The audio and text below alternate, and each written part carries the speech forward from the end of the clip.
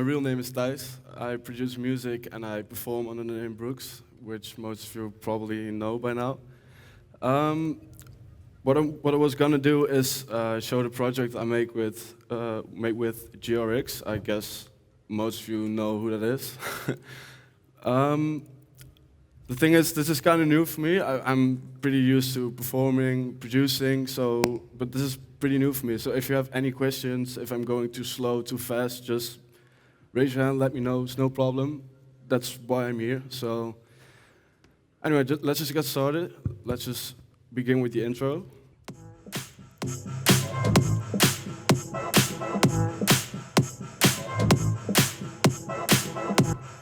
All right. The thing is, the project is so big. I only for the drop, I pretty much used all of my mixers. So I'm gonna show the MP3 of it. Otherwise, it just wouldn't be possible to show it. I have to show different projects. So just to show the track.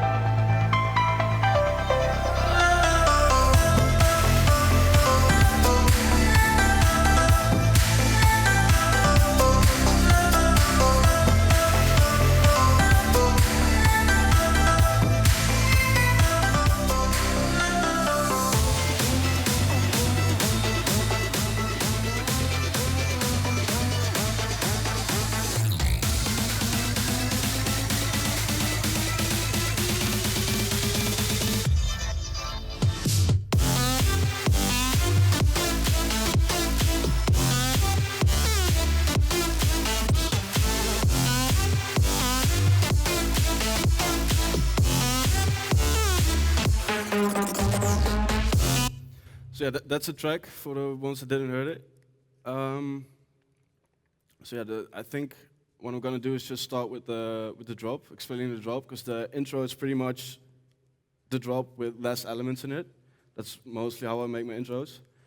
So I'm just gonna start here, and the problem with working so messy and with so many plugins and mixers that the CPU is like a disaster. So I probably gonna have to mute some synths while playing it, but I'll go through each layer, each step, each sample, and eventually we'll get to the end product. So yeah, pretty much the basics. First layer is just some kicks, some claps, pretty basic stuff.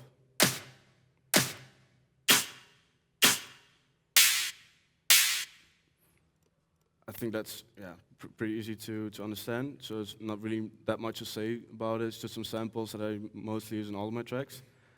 And then the first part I wanted to show was the bass line, which is this one.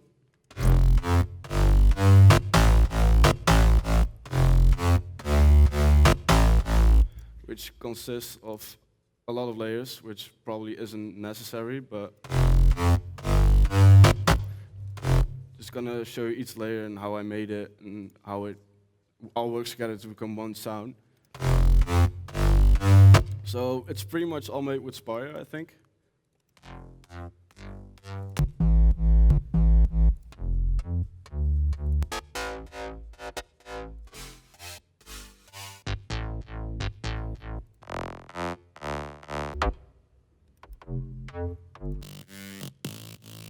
And it all together sounds like this.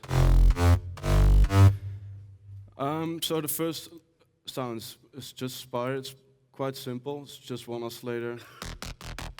It's pretty much just a saw synth with some distortion on it and just mess around with the decay and stuff. So that's pretty much it. Effects on it aren't even on, so it's just pretty basic. The second one is the sub. Which is this one, I think. Yeah. Basically, like every other sub, it's just a sine wave. And what I did here was just add some distortion to like fill it up a bit. And this one isn't even working, I think. No. So it's just a distortion again. It's put on mono. That's what I do with all of my subs, so it's pretty basic knowledge. Just the low end, especially the sub, should always be in mono to get the mix as clean as possible. And then on to the next sound is this one.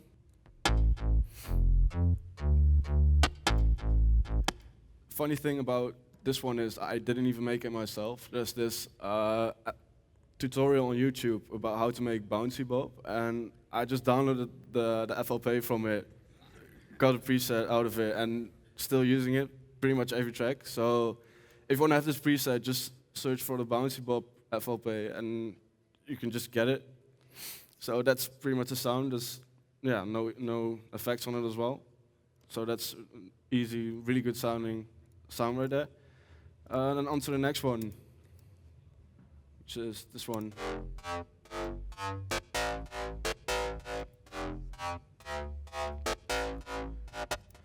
It's a Serum. I think this is pretty much just a preset from Serum itself, just tweaked a little bit. Yeah, it's just some FM synths. It's pretty basic to get that. If you download Serum, just go through the bases and you find a lot of similar sounds like this, or even like preset packs you can download, sound banks. So they have a lot of FM sounds, kind of a dubstepy vibe to it. And if you just adjust the decay, the attack, the release, sustain to match the basses you have, you get like a really robotic sound to your bass line, which pretty much this track, the bass line is really, it's there, like it drives around the whole bass line pretty much. Wait.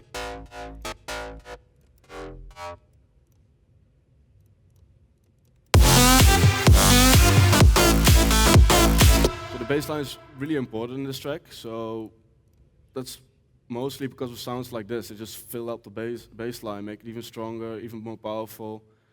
So that's a great trick to like improve your bass. I hear a lot of demos with just a sub and just a saw sim, but if you add like robotic stuff or even samples like you see, like I did here, just a sample, add stuff to your bass line to make it more unique and make it more your own. And then onto the next one is probably Serum as well. Yeah. Pretty much the same sound, just for a little click at the beginning of the bass to make it pop a bit more. Again, no effects on it. And then the sample. It's a really lame sample, but it really worked out. Really clean, really easy. And this one's Spire again. Let me see. It's almost the same as the first one, I think. It's similar. Again, just to get the tick at the beginning. Yeah, just one oscillator. Again, just mess around with the waveforms of this. Add some distortion to it, and you don't. What I normally do with my bass lines is just I don't try to make it too difficult for myself. I just get a lot of simple sounds that work together, and try to adjust each and every one's sound to just create one basic big bass line that works with all the synths that I have. There's a lot of bass lines, and most producers will probably say like, yeah, that's too much. You won't be able to mix it properly with all the frequencies in it. But for me, it works out. And pretty much the rule I've always told myself is like, there are no rules. Like if it sounds good, I'm just gonna do it. I don't care what everyone else say, or if they don't want me to do it, or they're probably even thinking right now like you shouldn't be telling that at a masterclass, but it works for me. So on to the next bass.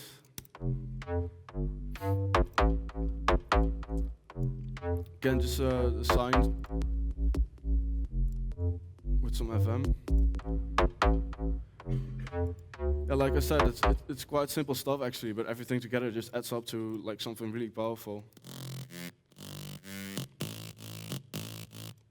Again, just a sauce in the distortion on it. That's pretty much what makes the whole synth. And the funny thing is, like every synth solo sounds really lame, really basic, boring. But if you add those all together,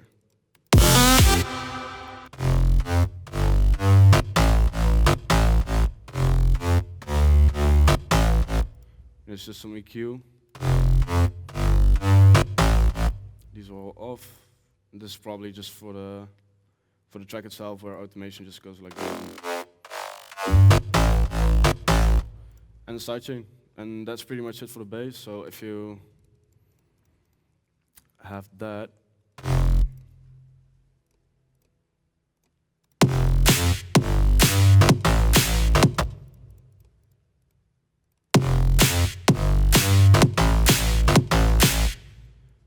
and what I did then was I still felt like the bass line wasn't as powerful enough as it should be, as it can be. So I made a sample with Citrus. It's a plugin from FL itself. It's this one, and it's kind of hard to get used to. Like it looks really basic, but it's so complex that I really had to like watch a lot of tutorials on that plugin by some insane sound designer.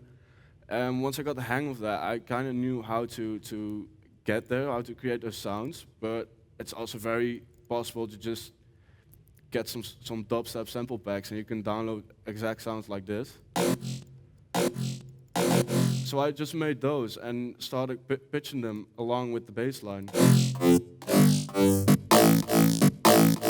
So it really starts to let the bass like almost talk. It starts moving, it starts gaining a lot of energy. So if I only have this one, and then add this one,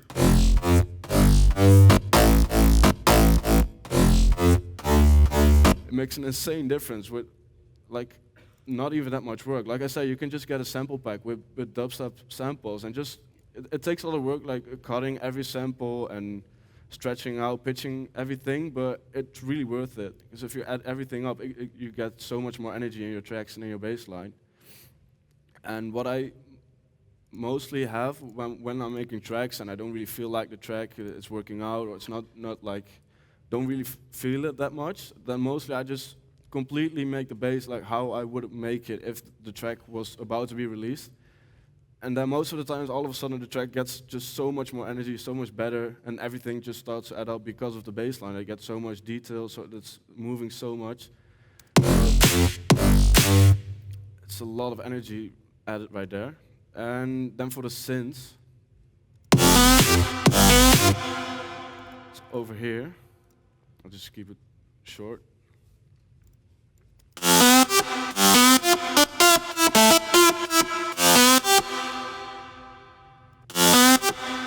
Just 3 synths.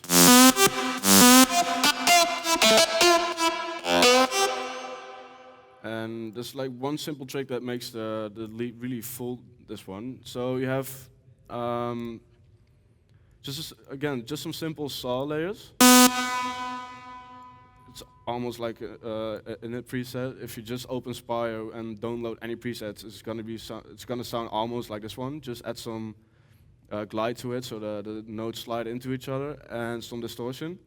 And you pretty much get the sound. Like you see, all I did was just add a little bit of distortion, and then you're there. Just find a melody, and the synth is ready to go. Same goes for this one, pretty much. All right, so the pitch shifts. I think these 3 are pretty much the same one. Yeah. So you have this one.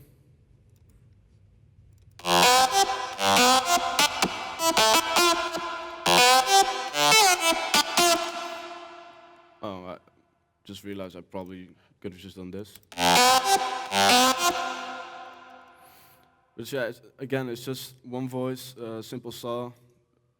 What I do mostly with my leads, and especially with Spire, I make pretty much everything in Spire. My leads is just keeping it simple with the oscillators, and then just the distortion on this is like insane. You can add so much variety to your sound with the distortion unit, and even with the phase on the chorus. And the trick is with this, the total layer of the synth, all of them together,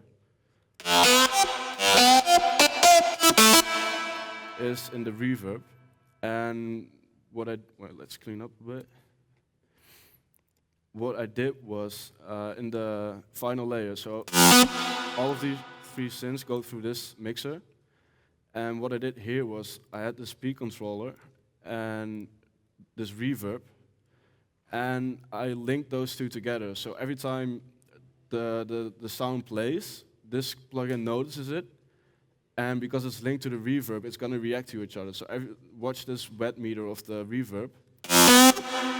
This one, sorry.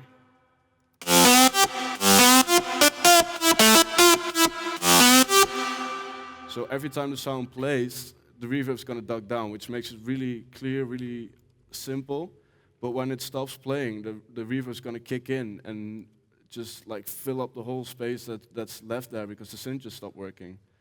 And if I just shut down the reverb,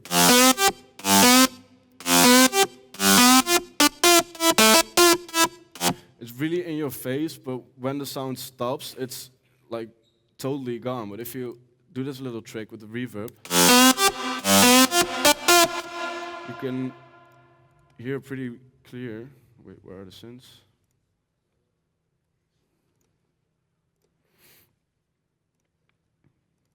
That the spaces in between these little parts are like getting totally filled up by the reverb.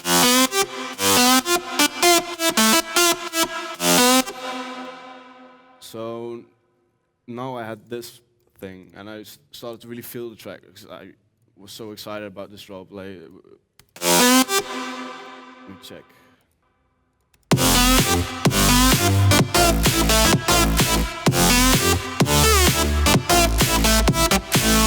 So now you can kind of feel like it's already getting there. It just misses some energy because it's really static. You only have the kick, the bass, and the leads. And what I mostly do then is, or I start adding a lot of FX and little tricks and little fills, or I'm just gonna work on the lead again. The bass I was already completely happy with, so I didn't really want to change anything to that. But I felt like the lead could use some work, so I just added these synths.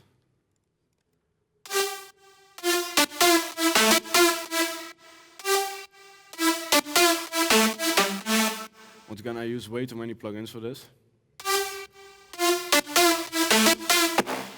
It could have been just one spire, so I'm not getting in all the details of this one, because I can show a couple of synths, but it probably could have been done in one spire and just EQ the high end a bit. Yeah, it makes no sense at all. It's actually a bass that I pitched up.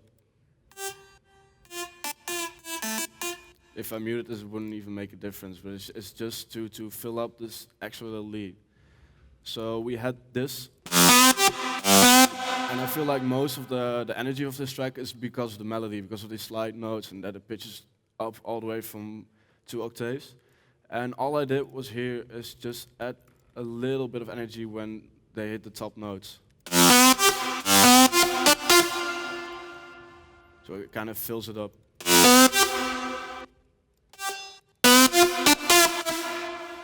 So then I had that, and at this point I was like, all right, it's starting to get there. The bass there, the leads are there. The leads are now fuller than before. I like it. There's not much else I can do without overdoing it, which I probably already did. So then I just started to add FX to it, and I think it's kind of funny to hear, by the way, like what it sounds like without the leads and all the effects.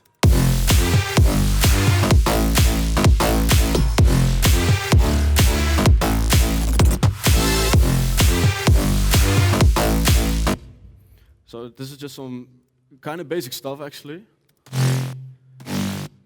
Just samples, and this is, I think these are all from dubstep packs. It's like even the Vengeance dubstep, it's like 10 years old already, something like that. And just a brass sample, and that's it. And what I did here, these two samples like actually make the first couple of notes of the track. It's just adds a lot of energy to it. Like it kind of creates an action-reaction. So you have the synth, it goes up, it stops a bit, and then those reverbs actually bring the synth back into it. Like if I really adds up to the energy of the track. So once I got those effects in and just some little samples and fills like these,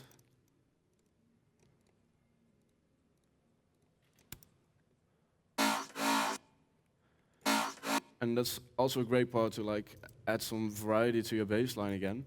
It's just some sample again, it's probably from a dubstep pack again. Normally I would have been used for like electro house or, like I said, some dubstep jacks or something. But if you make a volume automation of it and you make it go exactly like the basses go, and you have like two separate notes have like a different sound to it because of that sample. It's like a cool way to add some kind of small tricks to your bass to make it even more unique. So like.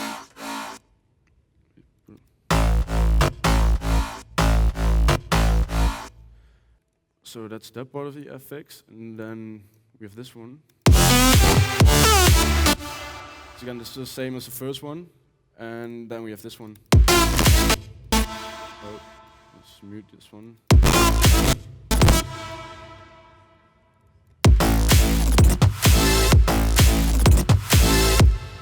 Again, pretty much the same one. This is what I also do a lot is download a lot of sample packs that don't relate to my music style at all. Because if you influence those kind of samples in your tracks, it's most of the times there's like samples and sounds and percussion that aren't even used anymore, or in that particular genre.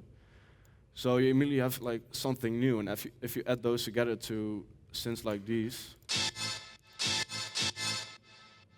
and this one, you have like this really cool fill. So pretty much when I had this part done, because that was pretty much it,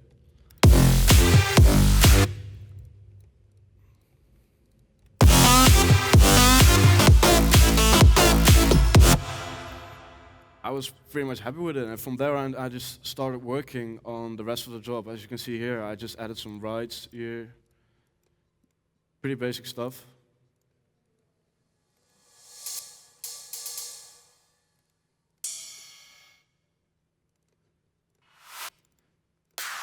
And from there on, it's just like filling up your track, because I knew that the track was there for like 80%, and then I would just listen to it over and over again, and then maybe this part could use an extra sound, or this could use an extra percussion, or over here that the note needs to be like 2 notes higher or stuff like that. So from there on, it's just trying and see what works out and what doesn't, and from there on you just start working. And then you have a fill over here, which pretty much is just the synth pitching down, and a big fill to it. Everyone knows this kind of sample. It's in every EDM pack you download, so it's not that hard to get. And then from here on,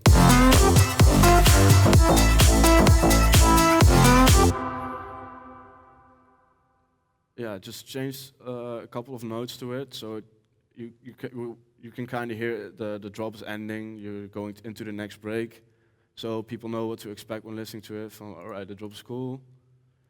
It's the end of the drop, and it's building down again. And I found this vocal somewhere. I don't even remember where, but I saved it. Yeah, you can see how I saved it. Pretty much stretched it so it fit the BPM of the track. Then I pitch it up, and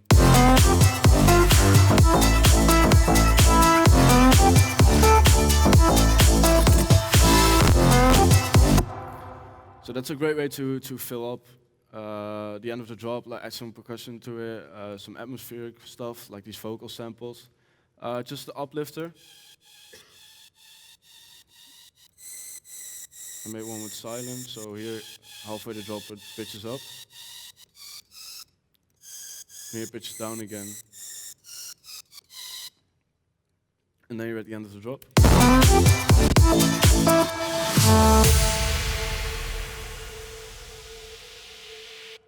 So let's see how I did the build. There we go. The question. Hi, I'm Amzakan, and I just wanted to know, do a drop have to be this ending part, or is it just a variety like? That's totally up to you. I like to do it because like I said, when I'm like playing a set and I play drops, I like to play drops that have like kind of an ending to it, so you can it's easier to mix in another track and make the transition a lot smoother. But then again, like a remix I did for Sia and Zayn 2 weeks ago, just immediately stops after the drop is done. So it's totally up to you. I like to do it. I feel like it kind of adds to the vibe, especially with samples like the vocal loop and the synth going down and stuff. You get I feel like it makes sense, but in a lot of other tracks I don't do it because I feel like it's cool to have a drop to like all of a sudden it just bang non-stop and then all of a sudden stop again and you're immediately into the break. So it's totally up to you. It's what you want. Yeah. Hello, I'm Simon. I would like to know how you did that trick with the reverb and the peak controller. Oh, like okay. how Like really simple. If you assign that to a mixer,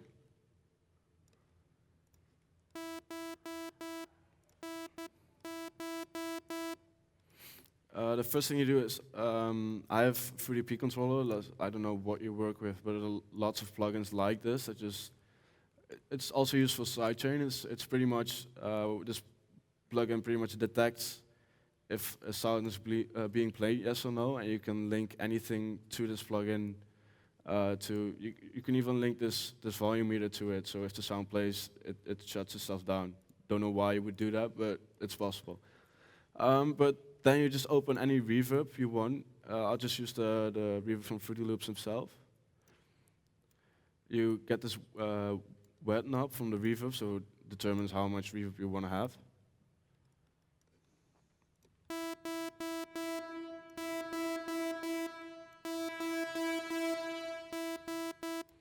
And you can link this one to the peak controller. And I'm just want it to the peak. And the thing is, I want it to duck down instead of going up, so I'm gonna invert it. And as you can see, it's already reacting to it, but it's not doing the thing I want it to do. And from there on, it's just adjusting the peak controller. So as you can see here, the bass, it adjusts to how far the wet knob actually goes. So if I do it like this, it's not gonna go up at all. But then, if you want this to be the end limit, you just set it over here. And this one can kind of determine how much you want it to duck, and with the volume as well. So if you can see like the volume, if you turn it down all the way, it's almost not going to react. But the higher I get it, the more extreme it's going to react. Same with this one. That's kind of tricky to do, but if you just search on YouTube for tutorials like this, there are lots of out there. It's just search for the peak control. Probably is even on the peak control itself, or a couple of tutorials out there. So just check it out, and it's quite easy to do. Just try it a couple of times, and you'll get used to it. Hi, my name is Zain.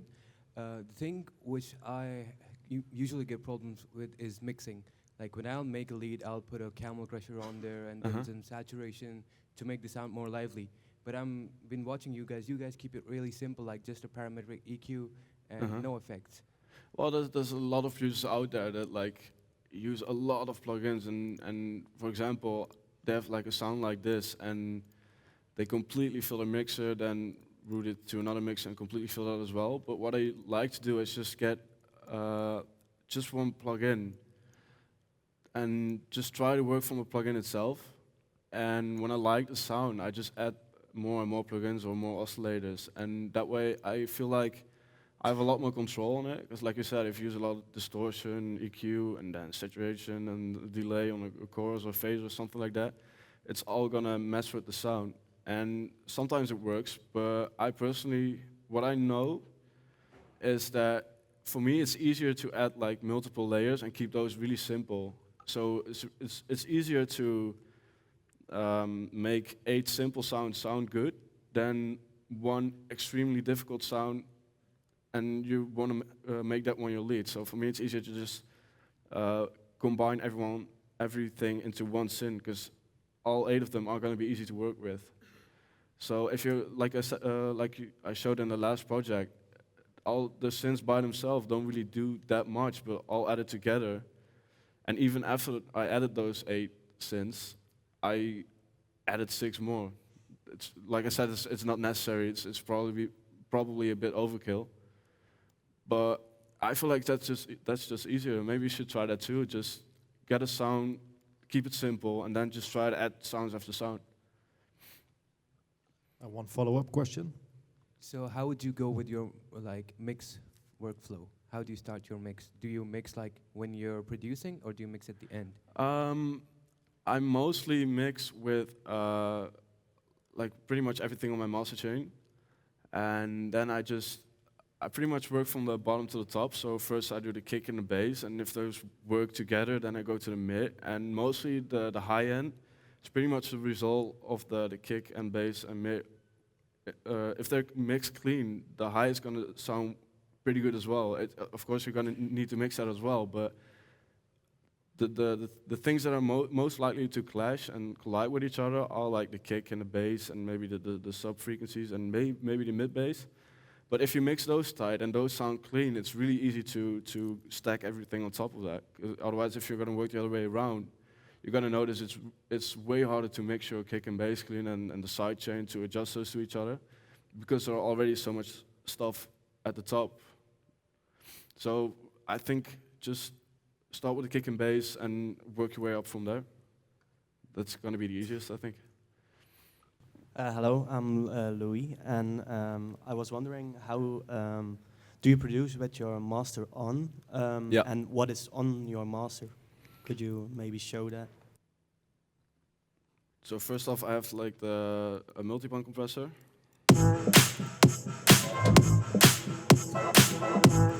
I just boosted the bass a bit because I felt like it was missing, and I ducked the very high end just a little bit. I think it's it's not even doing that much. It's just the little high end that's might be too sharp, and boost the bass a bit. And the main thing I mostly use is the PSP vintage warmer, which makes an insane difference. I feel like it's really easy to work with. You have like the low and the high you can boost. You have a drive. Not that many knobs, and it's really easy to work with. And I'll show you the difference between using it and don't using it.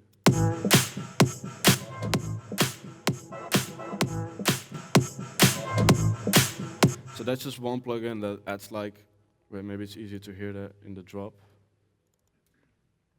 I'm just gonna mute the synths.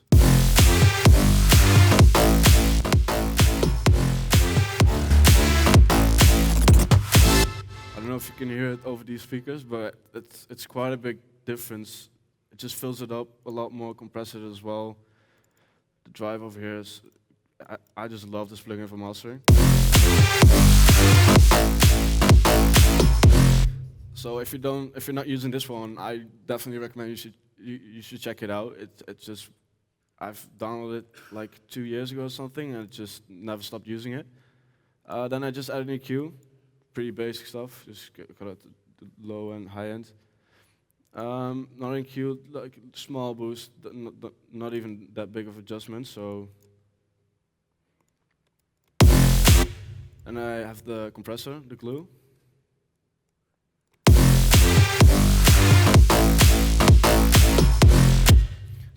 It's not doing that much, but that's mostly to limit it afterwards. So the thing is with what I mostly do with mastering is I compress my track to get all the peaks out, which makes the waveform a lot flatter, if that makes sense.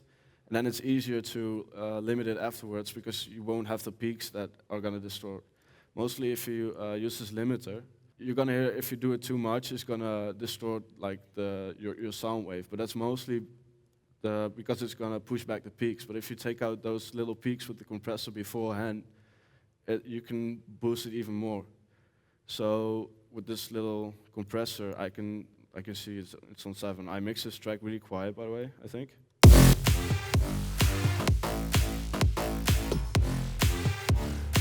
Yeah, so around this area. But yeah, with this I just boosted it, and that's pretty much it.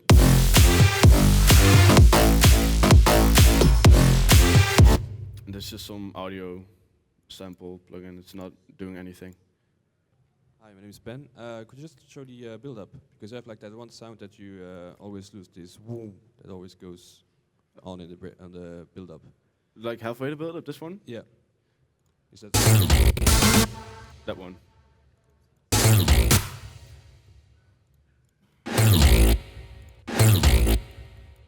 It's pretty much this one. Like I'm mostly, like I said, just the dubstep sample packs. I make them myself with Citrus, and I don't know if you work with FL Studio, but Harmor is a sick plugin. Because mostly if you make like a bassline, it sounds kinda plain. But if you do this shit called resampling, you just, I don't know if you work with FL Studio, but you can drag samples in here. I can maybe have like an example somewhere. But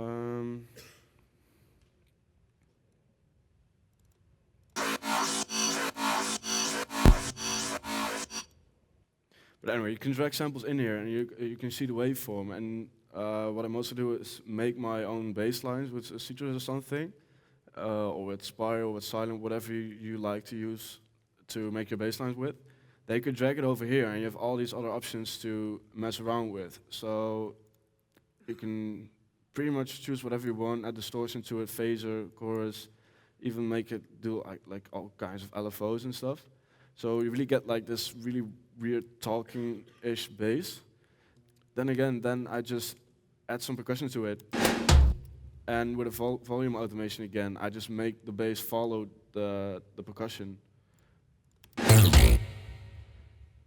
And that's pretty much how I got the build-up so effective, because of this bass in, and I just automated the volume.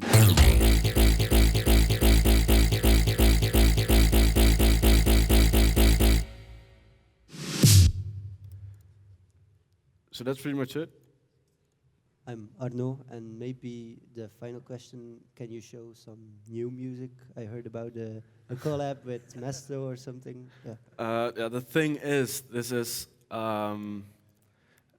my new laptop, and I installed it like 2-3 days ago, just to be in time for the Masterclass. So I've just been reinstalling all the plugins and getting the licenses back, and so I don't know which projects I have here. So there's not a sneak preview you can show us? There's no new stuff. No new sorry. stuff.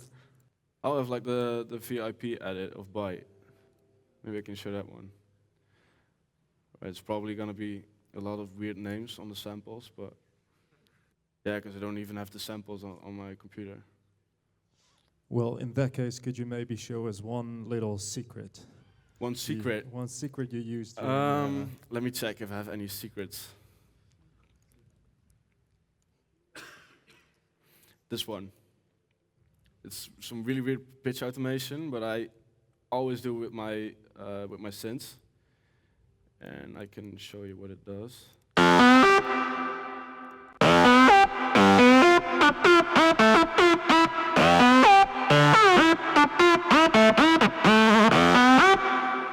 That's what I do with every synth. Like without this pitch automation, it would sound a lot more dull, and just every note that it plays does something different with a pitch. You can normally I used to do it in the plugin itself, but then it would always like every note would pitch up the same way or pitch down the same way.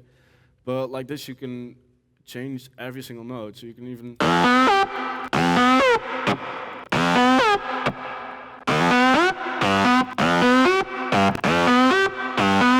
And that's a great way to keep some variation in it. Like this last note even.